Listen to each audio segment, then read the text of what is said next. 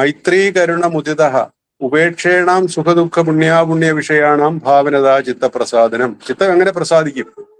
ചിത്തം പ്രസാദിക്കാൻ മൈത്രീ കരുണ, മൈത്രി ഉണ്ടാകണം മനസ്സിന്. മൈത്രി എന്ന് പറയുമ്പോൾ എല്ലാവർക്കും ഉള്ളതാണ്. നമ്മള് സ്നേഹം, ലവ് എന്ന് പറയുന്ന അർത്ഥത്തിലാണ് മൈത്രി പറയുന്നത്. പക്ഷെ ഈ മൈത്രി എന്നുള്ള സംസ്കൃതത്തിലെ വാക്ക്, ഈ ലവ് എന്ന് പറയുമ്പോ വൺ സൈഡ് അല്ലെ ഡബിൾ സൈഡാണ്. എല്ലാവരെയും സ്നേഹിക്കുക, ശത്രുമിത്രാദികൾ നോക്കാതെ സ്നേഹിക്കുന്നതിനെയാണ് മൈത്രി എന്ന് പറയുന്നത്. ശത്രുമിത്രാദി ഭേദമില്ലാതെ, അതായത് ഡിവൈൻ ലവ് ആണ്, അൺകണ്ടീഷണൽ ലവ്. മൈത്രി കരുണ, അതിന്റെ കൂടെ കരുണ ഉണ്ടാകണം. കരുണ എന്ന് പറഞ്ഞാല് മനസ്സിന്റെ ഒരു നല്ല ഭാവമാണ് കരുണ. അന്യജീവികളോടും മനുഷ്യനോടുമുള്ള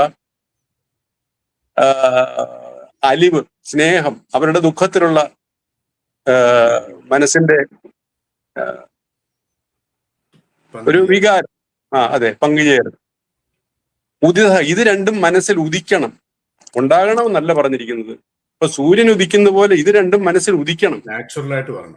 നാച്ചുറലായിട്ട് മനസ്സിൽ ഉദിക്കണം. മൈത്രി കരുണ മുദിത. പിന്നെ ചെയ്യേണ്ടത് ഉപേക്ഷേണാം സുഖദുഃഖ പുണ്യാപുണ്യ വിഷയാണാം ഭാവനത.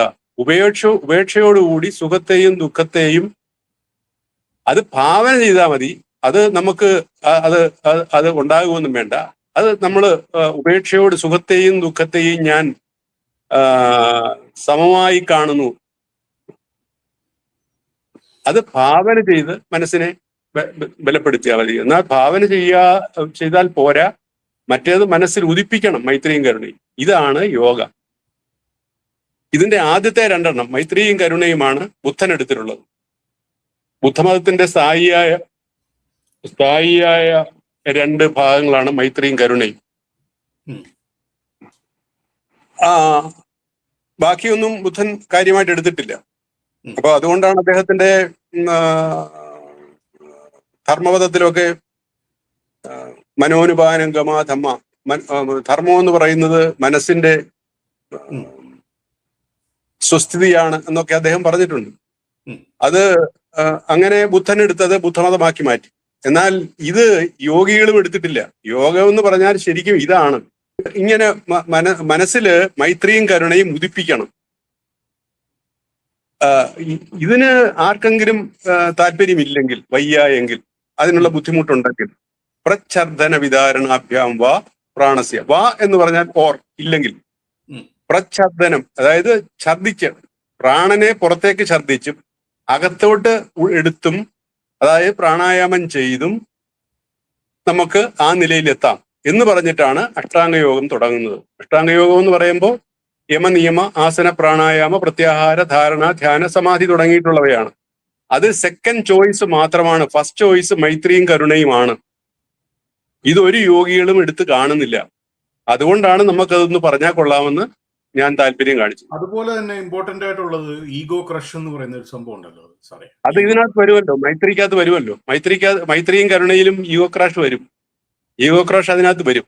മൈത്രി എന്ന് പറയുമ്പോൾ അതിന്റെ ടോപ്പിൽ ഈഗോ ക്രാഷ് ആണ്. അതിന് മുമ്പ് തന്നെ മൈത്രി എന്ന് പറഞ്ഞാൽ ഒരു വലിയ സാധനമാണ്. അത് ശരിക്കും ഈ ശത്രുവിനോട് പോലും സ്നേഹം കാണിക്കുക എന്നുള്ള ഒരു വലിയ മനസ്സിന്റെ ഉടമയ്ക്ക് മാത്രമേ അതൊക്കെ ചെയ്യാൻ പറ്റൂ. വൺനെസ്. അപ്പൊ ഇതാണ് ശരിക്കുള്ള യോഗ.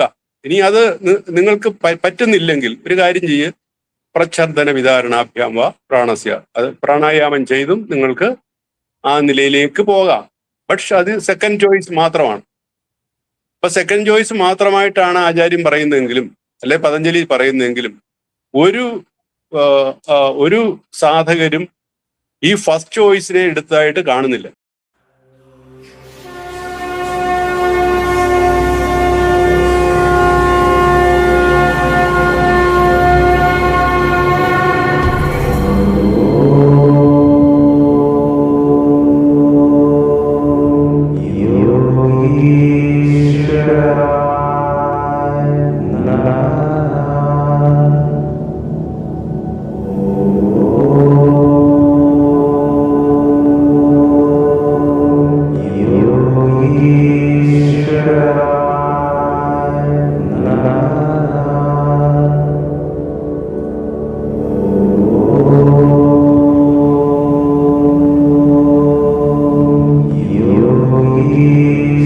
സാറേ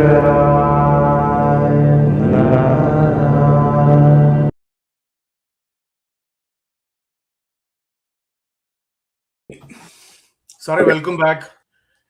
യോഗ യോഗ റിലേറ്റഡ് ആയിട്ട് പ്രത്യേകിച്ച് പതഞ്ജലി സൂത്രങ്ങളും അങ്ങനെയൊക്കെയുള്ള നിയമങ്ങൾ, യോഗ നിയമങ്ങൾ, അതിനെ സംബന്ധിച്ച് ഒരുപാട് എപ്പിസോഡ് ഞാൻ ഇതിനു മുമ്പ് ചെയ്തിട്ടുണ്ട്. അപ്പൊ സാറിന് ആ യോഗ യാഥാർത്ഥ്യങ്ങളെ പറ്റി ഇപ്പോഴത്തെ പ്രസന്റ് സിനാരിയോയിൽ പ്രസക്തമായിട്ടുള്ള ഒരുപാട് കാര്യങ്ങൾ സാറിന് പറയാൻ പറ്റുമെന്ന് എനിക്കറിയാം. അതിനെപ്പറ്റിയൊക്കെ ഒന്ന് സ്ട്രക്ചർഡ് ആയിട്ടൊന്ന് പറഞ്ഞു പോവാം. പറയാം. യോഗത്തിന്റെ ആധികാരിക ഗ്രന്ഥം പതഞ്ജലി യോഗസൂത്രമാണ്. പതഞ്ജലി മഹർഷി എഴുതിയ പതഞ്ജലി യോഗസൂത്രം. അതിന് മുമ്പൊരു യോഗശാസ്ത്രം ഉണ്ടാകാൻ ചിലപ്പോ, പക്ഷെ നിലവിൽ നമുക്ക് കണ്ടുകിട്ടിയിട്ടുള്ള പുസ്തകം പതഞ്ജലി യോഗസൂത്രമാണ്. പിന്നീട് അതിനെ അനുബന്ധമാക്കിക്കൊണ്ട് പിന്നീട് സൗത്ത് ഇന്ത്യയിലാണ് കൂടുതൽ ഹഠയോഗ പ്രദീപക പോലുള്ള പുസ്തകങ്ങൾ സൗത്ത് ഇന്ത്യയിലും ഉത്തരേന്ത്യയിലും ഒക്കെ അത് പ്രചാരത്തിൽ വന്ന പുസ്തകങ്ങളാണ്. എന്നാലും ബേസിക് ഗ്രന്ഥം പതഞ്ജലി യോഗസൂത്രമാണ്. അപ്പൊ പതഞ്ജലി യോഗസൂത്രത്തില് ആദ്യം യോഗ എന്നാൽ എന്താണെന്ന് മഹർഷി പറയുകയാണ്. ചിത്തവൃത്തി നിരോധ യോഗ, ചിത്തവൃത്തി നിരോധം. യോഗം എന്ന് പറയുന്നത് ചിത്തവൃത്തികളെ നിരോധിക്കലാണ്. ചിത്തവൃത്തികളെ എങ്ങനെയൊക്കെ നിരോധിക്കാം എന്നുള്ളതാണ് യോഗം കൊണ്ട് ഉദ്ദേശിക്കുന്നത്. യോഗം നമ്മൾ ചെയ്താൽ ചിത്തവൃത്തികളൊക്കെ നിരോധിക്കപ്പെടണം. അപ്പൊ അതുകൊണ്ട് ചിത്തവൃത്തികൾ ഏതൊക്കെയാണ്? പ്രധാനമായിട്ട് ചിത്തവൃത്തികള് അഷ്ടഹങ്കാരങ്ങൾ ആണ് പ്രധാനമായിട്ടുള്ളത്. അഷ്ടഹങ്കാരങ്ങൾ എന്ന് പറഞ്ഞാൽ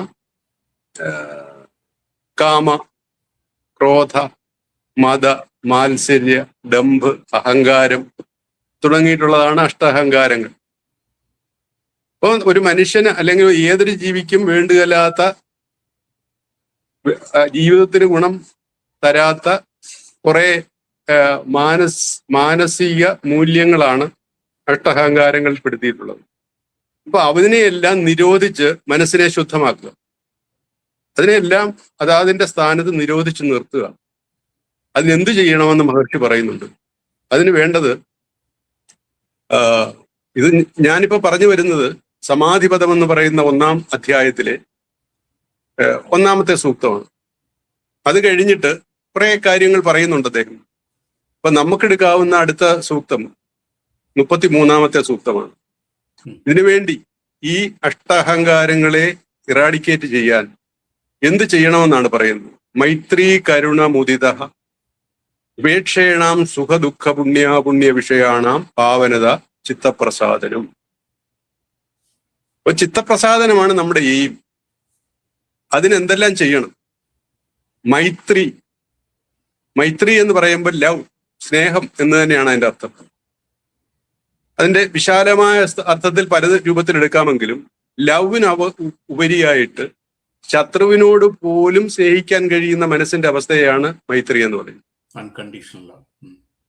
അൺകണ്ടീഷണൽ ലവ്, ഡിവൈൻ ലവ്. അങ്ങനെ മൈത്രി, കരുണ എന്ന് പറയുമ്പോൾ ജീവനുള്ള എല്ലാ വസ്തുവിനോടും എല്ലാ ജീവജാലങ്ങളോടും ദയവ് എപ്പോഴും മനസ്സിൽ ഉണ്ടാകുക, കരുണയുണ്ടാകുക. ഇത് രണ്ടും മനസ്സിൽ ഉദിക്കണം.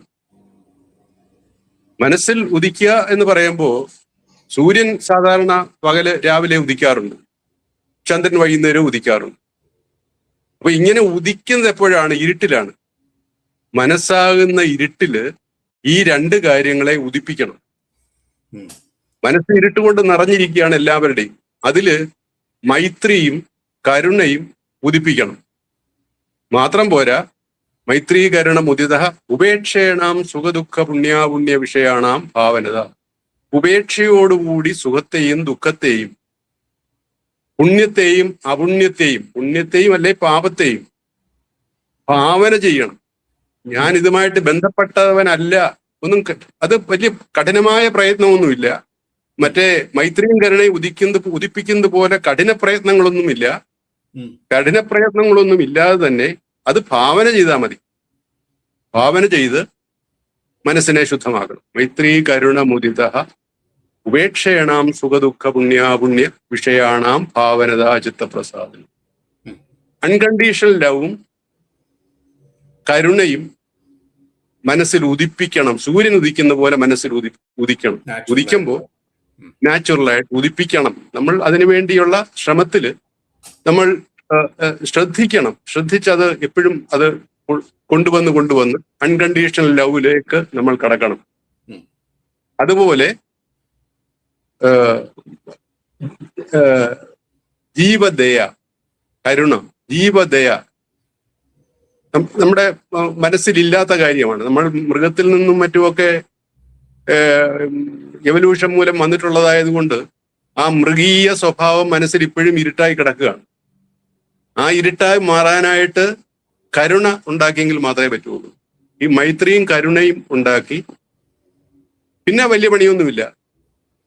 ഉപേക്ഷയോടുകൂടി സുഖത്തെയും ദുഃഖത്തെയും പുണ്യത്തെയും പാപത്തെയും കണ്ടാൽ മതി. അതിന് വലിയ വലിയ വലിയ ആനക്കാര്യങ്ങളൊന്നും മഹർഷി പറയുന്നില്ല. ഉപേക്ഷയോടുകൂടി സുഖത്തെയും ദുഃഖത്തെയും പുണ്യപാപങ്ങളെയും കാണുക. പക്ഷേ പ്രയത്നിക്കേണ്ടത് മൈത്രിയെയും കരുണയെയും മനസ്സിൽ ഉദിപ്പിക്കാനാണ്. അപ്പൊ ഇത്ര കൊണ്ട് തന്നെ മഹർഷി അവിടെ ഫുൾ സ്റ്റോപ്പ് ഇടുക. എന്നിട്ട് പറയുകയാണ്, ഇനി നിങ്ങൾക്കതിന് സാധിക്കുന്നില്ലെങ്കിൽ, നിങ്ങൾക്ക് ഇങ്ങനെ ഈ പറഞ്ഞ ചെറിയ കാര്യം ചെയ്യാൻ നിങ്ങൾക്ക് ബുദ്ധിമുട്ടാണ്, ചെയ്യാൻ പറ്റുന്നില്ലെങ്കിൽ പ്രച്ഛർദ്ദന വിതാരണാഭ്യാം വാ പ്രാണസ്യ. പ്രച്ഛർദ്ദനം എന്ന് പറയുമ്പോൾ പുറത്തേക്ക് ഛർദ്ദിക്കുന്ന പ്രക്രിയ. ഏതിന്റെ? പ്രാണനെ പുറത്തേക്ക് ഛർദ്ദിക്കുക. പ്രാണനെ പുറത്തേക്ക് വിട്ടും അകത്തേക്ക് എടുത്തും പ്രാണായാമാദി കാര്യങ്ങൾ ചെയ്തും നിങ്ങൾക്ക് വേണമെങ്കിൽ മനസ്സിനെ ശുദ്ധമാക്കാം. അവിടെ മുതലാണ് യോഗ തുടങ്ങുന്നത്. യമനിയമ ആസന പ്രാണായാമ പ്രത്യാഹാര ധാരണ ധ്യാന സമാധി വരെയുള്ള, സമാധി പര്യന്തം എന്ന് പറയാം, വരെയുള്ള യോഗങ്ങൾ പറയുന്നത് അവിടെ മുതലാണ്. ഫസ്റ്റ് ചോയ്സ് കൊടുത്തിരിക്കുന്നത് മൈത്രിക്കും അത് ഇന്നത്തെ യോഗയിൽ എവിടെയാണ് അതിന്റെ സ്ഥാനമെന്ന് എനിക്ക് അറിയില്ല. പക്ഷെ ഒരിടത്തും കാണുന്നില്ല. അതോടൊപ്പം തന്നെ സാറേ, ഞാൻ ഇന്നലെ വൈകുന്നേരം എൻ്റെ ഒരു സുഹൃത്തിന്റെ അടുത്ത്, അപ്പൊ ഞങ്ങൾ ഇങ്ങനെ സ്പിരിച്വൽ ഡിസ്കഷൻസ് ഇത് ചെയ്യാറുണ്ട്. എൻ്റെ അടുത്ത് പല കാര്യങ്ങളിലും ഇങ്ങനെ ചോദിച്ച് അറിയാറും ഒക്കെ ഉണ്ട്. അപ്പൊ അവരുടെ അടുത്ത് ഞാൻ ആദ്യം പറഞ്ഞ് എന്താന്ന് വെച്ച് കഴിഞ്ഞാൽ, നമ്മൾ ഏത് സ്പിരിച്വാലിറ്റി, ഏത് മാർഗം സ്വീകരിച്ചു കഴിഞ്ഞാലും ഫസ്റ്റ് നമുക്ക് ഇല്ലാതാക്കേണ്ട ഒരു സംഭവം എന്ന് പറയുന്നത് ഈഗോ എന്ന് പറയുന്നത്. ഈഗോ ഇല്ലാതായെങ്കിൽ മാത്രമേ ഏത് സ്പിരിച്വാലിറ്റിയിലും നമുക്ക് അഡ്വാൻസ് ചെയ്യാൻ പറ്റുള്ളൂ, എവല്യൂഷൻ ചെയ്യാനും പറ്റുള്ളൂ. അപ്പൊ ഞാൻ കണ്ടിട്ടുള്ള ഒരു 99% ഗുരുക്കന്മാർക്കും ഹൈ ഈഗോയാണ്. നോർത്തിലൊക്കെ ഉണ്ട്, ഞാൻ കണ്ടിട്ടുണ്ട് ഈഗോലെസ് ആയിട്ടുള്ള കുറെ ആൾക്കാരുണ്ട്. അപ്പം നമ്മുടെ സമൂഹത്തിൽ ഇങ്ങനെയുള്ള ഗുരുക്കന്മാരാണ് കൂടുതലുള്ളത്. അവരാണ് സ്പിരിച്വാലിറ്റിയെ അവര് ഇതായിട്ട് മുമ്പോട്ട് എത്തിച്ച് കാണിക്കുന്നത്. ഇവർക്കാണ് കൂടുതൽ ഫോളോവേഴ്സും. കേരളത്തിൽ ഞാനത് പർട്ടിക്കുലർ ആയിട്ട് കണ്ടുവരുന്നത്. എന്താണ് സാറിന് പറയാൻ? അല്ല, ഈഗോ എന്ന് പറയുമ്പോൾ മൈത്രിയിൽ തുടങ്ങുന്നതാണിത്. മൈത്രി മനസ്സിന് വന്നു കഴിയുമ്പോൾ ഈഗോ ഇല്ലാതാകും. അത് ചെയ്യാതെ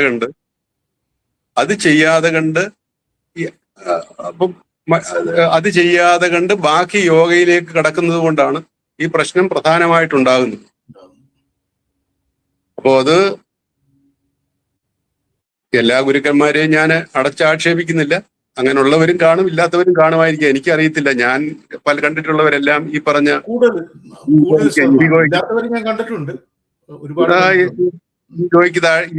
ഈഗോയ്ക്ക് താഴെ നിൽക്കുന്നവരാണ്. അല്ലെങ്കിൽ ഈഗോയേക്കാൾ വലിയ ഈഗോ ഉള്ളവരാണ് പല ഗുരുക്കന്മാരും. അപ്പൊ അതുകൊണ്ട് അവര് ഒന്നാമത്തെ പ്രശ്നം, അവര് ഈ പറയുന്ന ശരിക്കുള്ള യോഗയുടെ എല്ലാ ഭാഗങ്ങളും ഏതെങ്കിലും ഹഠയോഗ പ്രദീപികയിലെ കുറെ അഭ്യാസങ്ങൾ ചെയ്ത് ഏതെങ്കിലും സിദ്ധി വളർന്നാൽ പിന്നെ ഗുരുക്കന്മാരായി മാറുന്നതാണ് നമ്മൾ കണ്ടുവരുന്നത്.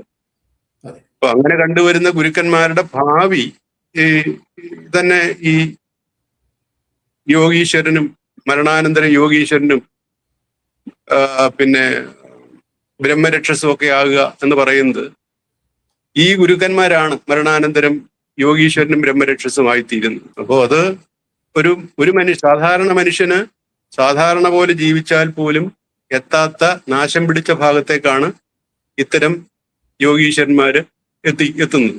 എല്ലാവരും ഒന്നുകിൽ യോഗീശ്വരനാകും, അല്ലെങ്കിൽ ബ്രഹ്മരക്ഷസാകും. എന്നിട്ട് നമ്മൾ അമ്പലങ്ങളിലൊക്കെ പോയാൽ കാണാം ഇവരെയൊക്കെ കുടിയിരുത്തിയിരിക്കുന്ന കല്ലുകളും മറ്റുമൊക്കെ. അപ്പൊ ഇതൊക്കെ തന്നെ മറ്റുള്ളവർക്ക് പ്രശ്നങ്ങൾ ഉണ്ടാക്കുക എന്നുള്ളതാണ് ഈ യോഗ ശരിക്ക് പ്രാക്ടീസ് ചെയ്യാത്തത് കൊണ്ടുള്ള ഉണ്ടാകുന്ന ദോഷം. അപ്പൊ അതുകൊണ്ട് എൻ്റെ അഭിപ്രായത്തിൽ യോഗയെ വേണ്ട വിധത്തിൽ അതിന്റെ മൂല്യനിർണയം നടത്തി വേണ്ടതിനെ സ്വീകരിക്കുകയും വേണ്ടാത്തതിനെ ഒഴിവാക്കുകയും ചെയ്യുന്നതാണ് ആത്മാവിന് നല്ലത്. ഇല്ലെങ്കിൽ നമ്മൾ ഈ പറഞ്ഞതുപോലുള്ള പ്രശ്നങ്ങൾ ചിലപ്പോൾ ഉണ്ടായേക്കാം. നമുക്ക് നമ്മളുടെ ഇപ്പോഴത്തെ ഒരു മെയിൻ സ്ട്രീം ഈ സ്പിരിച്വാലിറ്റി, അത് ഏത് ഗുരുക്കന്മാരും ഏത് ഇതും ആയിക്കോട്ടെ, അതിൽ എന്തെല്ലാം കാര്യങ്ങളാണ് നമുക്ക് ഇമ്മീഡിയറ്റ് ആയിട്ട് മാറ്റേണ്ടത്?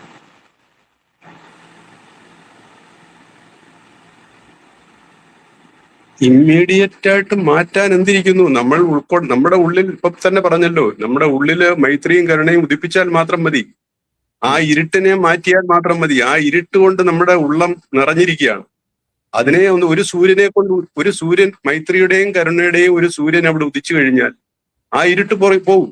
ആ ഇരുട്ട് പോയാൽ പിന്നെ ബാക്കി പറഞ്ഞതൊക്കെ സ്വാഭാവികമായിട്ട് വന്നോളും. മഹായോഗിയാകും, ഊർധ്വഗതി ലഭിക്കുകയും ചെയ്യും. ഇത് ചെയ്യാതെ കണ്ട്, അല്ലെങ്കിൽ യമനിയമത്തിൽ പോവുകയാണെന്നിരിക്കട്ടെ, യമം നിയമം ആസനം പ്രാണായാമം പ്രത്യാഹാര ധാരണ ധ്യാനയിലേക്ക് പോയാൽ അഹിംസ സത്യ ആസ്തേയം, അഹിംസാദികൾ ആദ്യം തന്നെ പാലിക്കണം. അഹിംസ സത്യം ആസ്തേയം, അതൊക്കെ ചെയ്താൽ പോലും കുറെയൊക്കെ മനസ്സ് നല്ല രീതിയിൽ വരും. പക്ഷെ അതൊന്നും ചെയ്യാതെ കണ്ടാണ് ഡയറക്റ്റ് ആയിട്ട് പ്രാണായാമത്തിലും യോഗയിലേക്കും ഒക്കെ പലരും കടക്കുന്നതും അത് നാശത്തിന് കാരണമായി തീരുന്നു. ഞാനത് പറയാൻ കാരണം, ഇപ്പൊ എൻ്റെ അടുത്ത് ആരെങ്കിലും ഇങ്ങനെ യോഗ ഇതൊക്കെ കാര്യങ്ങൾ അറിയാൻ വേണ്ടി വരുവാണെന്നുണ്ടെങ്കിൽ, ഇപ്പൊ ഞാൻ അവർക്ക് ഒരു ടൈം ഫ്രെയിമാണ് കൊടുക്കുന്നത്. അവർക്കൊരു ഷോർട്ട് കോഴ്സ് അല്ല കൊടുക്കുന്നത്, ഒരു ലൈഫ് സ്റ്റൈൽ തുടക്കം എന്നുള്ള രീതിയിൽ അങ്ങനെയാണ് അവർക്ക് പറഞ്ഞു കൊടുക്കുന്നത്. റൈറ്റ് ഫ്രം ഡീടോക്സ് മുതൽ യോഗ തുടങ്ങി, അതിൽ നിന്നും പല കാര്യങ്ങളും, ഡീടോക്സ്, ഡയറ്റ്, യോഗ, പ്രാണായാമം, ഇതെല്ലാം ഒരു ലൈഫ് സ്റ്റൈലിന്റെ സ്റ്റാർട്ടിങ് ആണെന്ന് പറഞ്ഞിട്ടാണ് കൊടുക്കുന്നത്. അത് മിനിമം ഒരു 1 year എങ്കിലും ആ ഗുരു ശിഷ്യ ബന്ധം അങ്ങനെ നിലനിൽക്കണം. ആ പഴയ ഒരു ഗുരുകുല സമ്പ്രദായത്തിലേക്ക് വന്ന് അങ്ങനത്തെ ഒരു കൺസെപ്റ്റാണ് എൻ്റെ മനസ്സിൽ. അപ്പൊ എന്നെ സംബന്ധിച്ചിടത്തോളം അങ്ങനെ ഒരു കൺസെപ്റ്റ് വരുവാണെങ്കിൽ സാറി പറഞ്ഞ കാര്യങ്ങളെല്ലാം അവരിൽ സ്ലോലി വന്ന് ഭവിക്കുന്നു എന്നെനിക്ക് തോന്നുന്നു. ഭവിക്കാഞ്ഞാൽ ഈ പറഞ്ഞ ദുരിതങ്ങള് മരണശേഷം ഉണ്ടാകാം, ആത്മദുരിതങ്ങൾ ഉണ്ടാകാം. ആത്മദുരിതം എന്ന് പറഞ്ഞാല് നമ്മൾ ആത്മാവിനെ രക്ഷിക്കാൻ വേണ്ടിയാണ് പലരും ഇതിലേക്ക് എടുത്ത് ചാടുന്നത്. പക്ഷെ സംഭവിക്കുന്നത് ആത്മദുരിതത്തിലേക്കാണ്.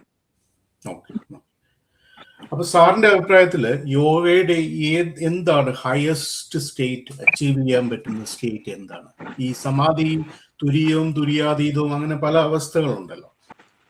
ഏറ്റവും ഉന്നതമായ നിലയിൽ എത്താൻ പറ്റും. യഥാർത്ഥ യോഗ എടുക്കണം, മൈത്രിയും കരുണയും ഉള്ളിൽ ഉദിപ്പിക്കണം, ഏറ്റവും ടോപ്പിൽ എത്താൻ പറ്റും. എവിടെയാണ് ഒരു ആത്മാവിന് എത്താൻ പറ്റുന്നത് ആ നിലയിലേക്ക് എത്താം. പക്ഷേ യോഗയുടെ ഫസ്റ്റ് ചോയ്സ് തന്നെ എടുക്കണം.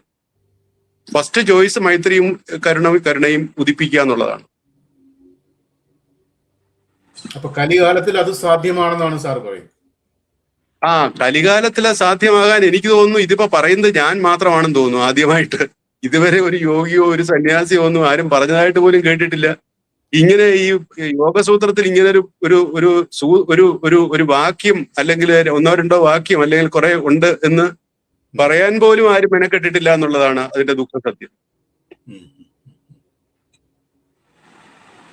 അപ്പൊ അത് എനിക്ക് വീണ്ടും ഞാൻ അതിലേക്ക് വരുവാണ്. ഒരു ഗുരുകുല സമ്പ്രദായത്തിലാണ് ഇതെല്ലാം, ഈ വാല്യൂസ് നമ്മളുടെ ക്യാരക്ടറിൽ കൂടുതൽ കണ്ടുവരുന്നത് അല്ലേ?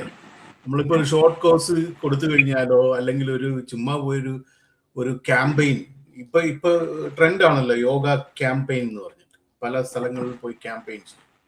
അതിലൂടെ ഒന്നും ഈ വാല്യൂസ് നമുക്ക് ഇൻസ്റ്റാൾ ചെയ്യാൻ പറ്റുന്നില്ല ഒരാളിൽ. ഇല്ല, അത് ഈ വാല്യൂസ് എടുക്കാൻ പോകുന്നവരുടെ മനസ്സിന്റെ ഉള്ളിലെ ഇരുട്ടിന്റെ കട്ടി എത്ര ഉണ്ടെന്ന് മനസ്സിലാക്കണം. ഇരുട്ടിന്റെ കട്ടി വളരെ കൂടുതലാണെങ്കിൽ ഈ നിലയില് ഈ മൈത്രിയും കരുണയും എന്ന് പറയുന്ന രണ്ട് സൂര്യന്മാരെ അല്ലെ ഒരു സൂര്യനെ ആ മനസ്സിൽ ഉദിപ്പിക്കാൻ വളരെ കഷ്ടപ്പെടും. കാരണം സ്വാഭാവികമായിട്ട് എല്ലാ മനുഷ്യനും അനിമലിൻ്റെതായിട്ടുള്ള ക്രൗര ആണ്. അതെ അതെ ക്രൗര്യതയാണ് ഉള്ളത്, സ്വാഭാവികമായിട്ടുള്ളത്.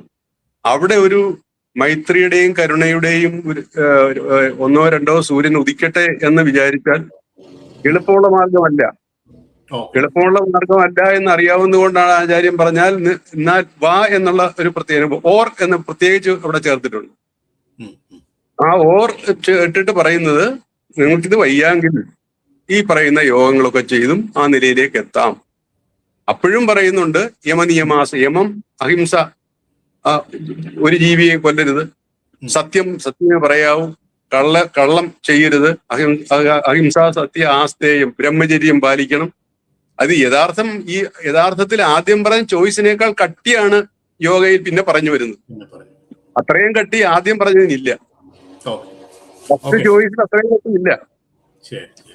ഓക്കെ സാർ, അത് ക്ലിയർ ആണ്.